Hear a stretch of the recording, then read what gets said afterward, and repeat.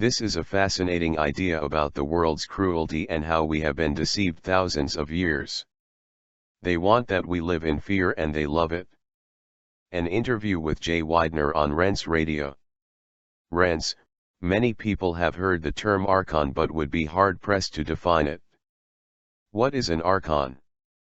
Widener, to begin with, I would draw attention to two articles on your site, the global coup d'etat and the one about ownership of the world. The Queen of England owns 1/6 of the non-ocean surface of the world, and keep that in mind as we go into the Archon subject. The Archons were whispered about in texts after the burning of the library at Alexandria, with some mention of mysterious beings called Archons.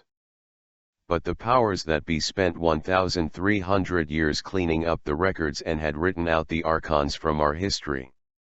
In 1947, texts were found in clay jars in Nag Hammadi in Egypt, and on these texts was a story of what the Nag Hammadi people, 2,000 years ago, thought the world was about. The reason the Nag Hammadi texts, which date back 2,100 years, 100 BC, are so important is that no one has been able to put a spin on it.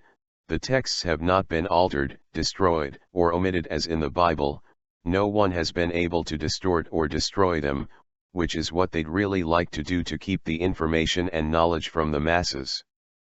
Luckily, they survived, were successfully translated, and when many people read them, they found a clear and defined discussion of what these Archons are. The texts had been buried in a deep cave in Egypt, in order to protect the most important information that they had. Rense, there are 13 codices containing over 50 texts, which is quite a substantial amount of writing. Widener, a highly descriptive document of an entirely different world from the one we know. People don't realize that, 2,000 years ago, there was a religion on this planet called Gnosticism, which was the biggest religion on earth at the time, was vying with Hinduism. You could go take a university course on the history of religions now and wouldn't even find a mention of Gnosticism. The Nag Hammadi texts provide a description for what the Gnostics believed. Gnostic is a Greek word meaning knowledge or gnosis. The Gnostics believe that liberation can only be achieved by knowledge, by the consumption and evaluation of reality through knowledge. The library at Alexandria was run by Gnostics, and they were the first people to collect scrolls and books and assemble this information. Their culture spread throughout Europe and the Middle East. This was long before the advent of the Western religions outside of Judaism, which was mostly concentrated in Israel. Gnostics preached that there was an invasion that occurred about 3600 BC, and about 1600 years before the Nag Hammadi texts were buried. They wrote that this invasion was like a virus and, in fact, they were hard-pressed to describe it. The beings that were invading were called Archons. These Archons had the ability to duplicate reality, to fool us. They were jealous of us because we have an essence of some kind, a soul, that they don't possess, and the Nag Hammadi texts describe the Archons. One looks like a reptile and the other looks like an unformed baby or a fetus. It is partially living and partially non-living and has gray skin and dark, unmoving eyes. The Archons are duplicating reality so that when we buy into it, when we come to believe that the duplicated, false state reality is the real reality, then they become the victors. Rense, how are they duplicating reality? Is it by using consciousness? Widener, yes, according to the texts, they can get into people and can manipulate people to do things very suddenly that are very odd. But also they are actually responsible for the deterioration of culture, so unlike the culture of the ancient Greeks or Chinese, but a cheap facade of a culture. As the archonic presence has spread across the earth and has escalated in the 20th century, you can see that they are responsible for sprawl and the mass ugliness that is everywhere. Television is an example of archonic imitation. Humans are imitated on television, but the imitation is altered and is nearly always obscene and profane because the Archons not only do not understand the sacred but they hate it. They are jealous of the natural world and of human beings with the natural world. Also of sexual relationships, loving couples make them angry and they love violence and are sexually titillated by anger and war and death. They create war to consume energy from the dying. Rents, the Archons seem to be making their big move now, at this time. You can find out about the Nag Hammadi library on the internet, which is the living record of the great Gnostic movement. Gnostics and Templars seem to have been all but cleansed from history.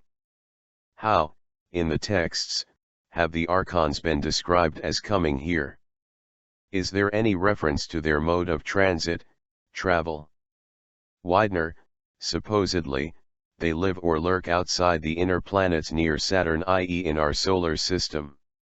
The Gnostics thought that Jehovah was an alien, off-planet, demon and that he was a fake god, a masquerading Archon again, duplicating reality.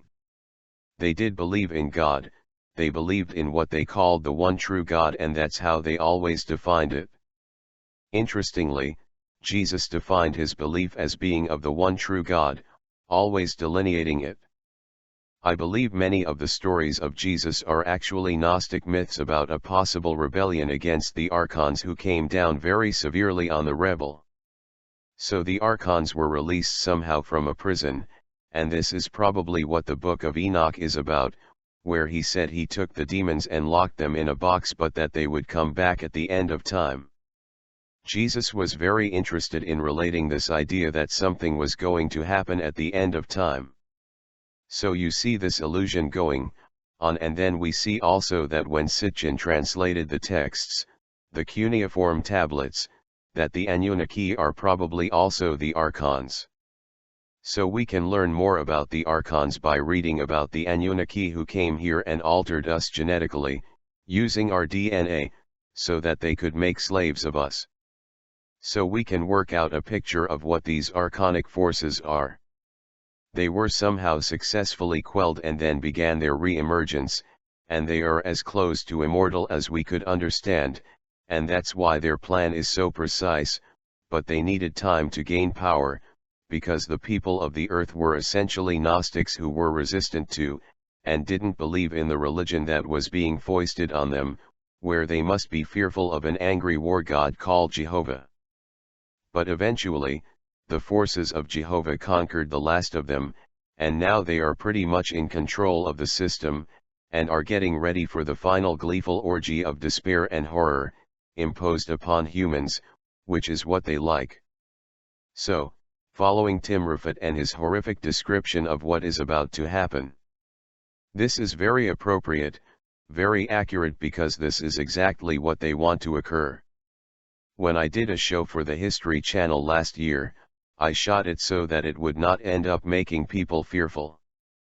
I shot it so that it didn't have any fearful footage, and they went behind my back and they shot more footage without my knowing, and they filled this special, for which I was one of the producers, resulting in 2 hours of terrorizing fear. This is the head of a major network. I think the Archons are involved in some bizarre pornography where they are here and they are perverting us, and enjoying every last second of it, and we're letting it happen, and I don't know if there's any escape from it, because now they've made it almost desirable to be violent and perverted and sick. Rents, ask any young person what their life is like and you will hear much of what Jay Widener is describing. There was a news story. The average 14-year-old watches an average of 1.5 hours of hardcore porn per week.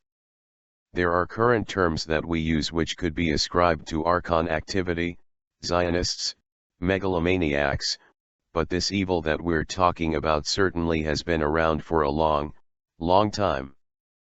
Widener, it's highly organized and beyond human, and one of my reasons for delving more deeply into the subject was that I could see that the organization was just too effective and too transgenerational to be earthly, and that's when I found John Lamlash's book, which I highly recommend, called Not in His Image, about the Nag Hammadi and the Archons. We must realize that we can tell which ideas are the truest by how much they are repressed. When they are suppressing an idea, a language, or individuals, or a way of being, you know you have accessed the truth or that individual is portraying the truth. The Gnostics were completely wiped out. One group of people that were exposing that they were being invaded by these duplicators, these Archons, were wiped out of history. They were wiped out completely. They called them pagans and other names, but that is not what they named themselves, which was Gnostics who were very knowledgeable. They knew at the center of the galaxy were millions of stars, they knew how far the sun was from the earth. They were incredibly advanced people, and the undertow of this one war god religion spread across the entire world, and now it's going to burn itself up in a conflagration where all the Jehovah-worshipping religions are going to murder each other, which has always been the point. I really hate to say this, but we have all been fooled. The whole idea that some kind of Messiah is going to come to save us is an Archon trick to make you think you don't have to do anything about your present situation, no accountability. Maybe some supernatural force will come, but I think you have to look at how this oppression occurred and why it was written out of history. When you begin to look back, you realize the early Christian, from the time of Jesus to the time of Constantine in 310 AD, they were preaching that they did not worship Jehovah, they worshipped the one true God. It could be argued that the early Christians were actually Gnostic followers of Jesus instead of what we, today, call Christians. The entire New Testament was completely rewritten by Constantine and all of the information on the Archons was removed, and the ideas of Jehovah being a cruel God were lessened. This is a fact. The Nag Hammadi texts are older than the New Testament by 400 years. The New Testament that we have today wasn't concocted until about 350 AD. When you go back to the Nag Hammadi, it doesn't have the sin factor, they say what they really think. Rents, the issue of someone coming here to save us, whether it's the second coming of Christ, a spiritual master, or an ET, which may be the most sorry line of them all. This is the most damaging of all to take humans off the hook of responsibility. Widener, I agree. It's an abuser and abused relationship. What these religions have done is beat us with a stick with nails and, whilst they are beating us, they are telling us they love us and that they are doing it because they love us. It's a trick, a reversal of reality that the Archons are always doing. They are always trying to convince you that war is peace, that love is hate. Everything is always backwards and the ultimate in this duplication. Once you can see it, you are able to see that everything is being turned into a head-over-heels con trick where everything is reversed. I don't know how we get out of this except to talk about it, and people are very afraid. Even scholars who know about the Archons are very afraid to talk about them in public, because you attract archonic energy by even mentioning them, but at this late stage in the game, we have to start thinking about who is fooling us and why they are doing it, and study what the ancients had to say about all of it.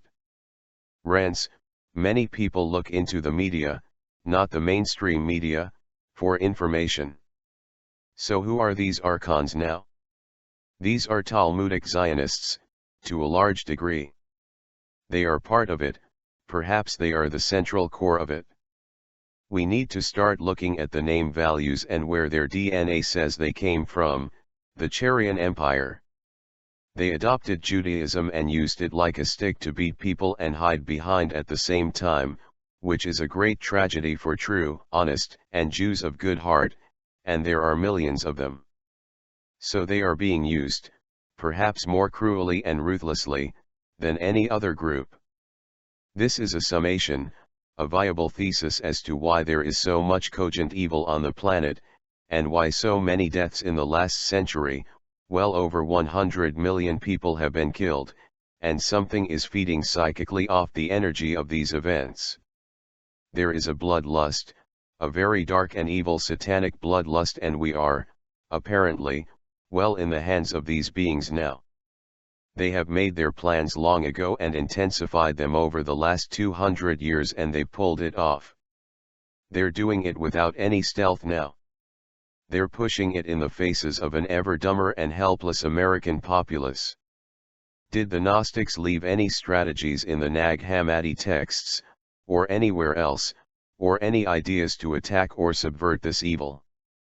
Widener, the Gnostics believed that there were advanced beings who actually care for us, and that there was a bet or forecast made that the advanced beings' creations, such as human beings, would one day stop falling for the tricks of the Archons, and wake up, and they provided avenues for this to happen. One thing that is certain, is that the Archons hate more than anything after love is courage. They cannot stand up to courage or a clear, articulate debate because their own premises are built entirely on falsity. It's all false, and so we can begin deconstructing history by seeing through the lies. By observing outside the box, outside the norm, you can see the tricks of the Archons. Everything they do is fake, it is not real and has no history, no veracity. It is always a parasitical living off others. Anyone who is following this mad, insane God, Jehovah, will be led to their death for certain. If you think there's a reward for you for serving the Archons, I assure you there is not. As they hate courage, stand up to them. They will try to destroy, try to tear you down and do everything they can, but nothing makes them shudder in fear more than someone standing up to them, and they always overreact to it because they are cowards and terrified themselves. They don't believe in an afterlife, and there may not be an afterlife for Archons, but I think there is for humans, and that humans are a divine principle. This is also what the Gnostics say, and we were gifted with intelligence and reasoning, and this is what makes the Archons so angry and jealous of us, because we have this innate, creative intelligence, which can almost solve any problem. Solving the Archon problem may very well be the test. The final test of humanity is, can you define the Archon problem and solve it? The thing that will solve the Archon dilemma more than anything is to love each other unconditionally. That just drives them out of their minds. They cannot stand familial love or the love between men and women, and that's why they do all these things to destroy the pureness of it. If you look at the path of modernity, it's one attempt after another to remove any sense of purity even from the children. It is really hard for them because children of 6 or 7 years old who watch television see things that probably no human should even see. The same thing is true about the horror films. These are all archonic tricks to desensitize people, so that they create even higher levels of violence when that point becomes necessary for them, so they can become satiated. Because that's what they are doing, drawing energy from us because they have no intrinsic assets. Rents, the whole idea of the Archon-controlled media is to desensitize the masses and reprogram them with the most base of drives and instincts. Widener, I don't watch television, but I was at a conference recently and switched on the television in the hotel room and was bombarded with people getting killed, all kinds of sex going on. Rents, I won't have a television in my home and got rid of it over 21 years ago. Widener, television images are the fastest way into your mind. Rents, the saddest thing is that this is all self-policing. They understand how the masses work perfectly and peer pressure. They understand the drive of young people defining themselves in order to be accepted by a group, and they know that no one wants to be threatened by expulsion from a group. So we get stories like the one last week, British middle school age students who are very bright, gifted kids on the fast track. Individuals are now dumbing themselves down so they can have friends. Widener, it happened to me in school. I had to play stupid so my peers would get along with me and would stop beating me up. Rents, intelligence is viewed as arrogance and conceit by those who don't have it or don't want it. Widener, they are against Gnosis, they are against knowledge. The defining myth of Western mythology is that Jehovah told Adam and Eve that they could not eat of the tree of knowledge. Not only that, but if they did eat of it, they would surely die. Yet they both ate of it and didn't die, so he wasn't even telling them the truth. This essential core myth that we're being told from the very beginning is that we are to stay stupid, and if you attempt to smarten yourself up, you will be punished. This central myth is the reason we are caught in this nightmare world of abused relationships, where they beat us up whilst telling us how much they love us and say, "Don't worry, some savior somewhere is going to save you. You don't have to do anything, just lay there because it's going to come in an alien spaceship or the clouds or Obama." Rants, many of the photographs of Obama picture him, as they did Bush, with halo-like lighting above his head.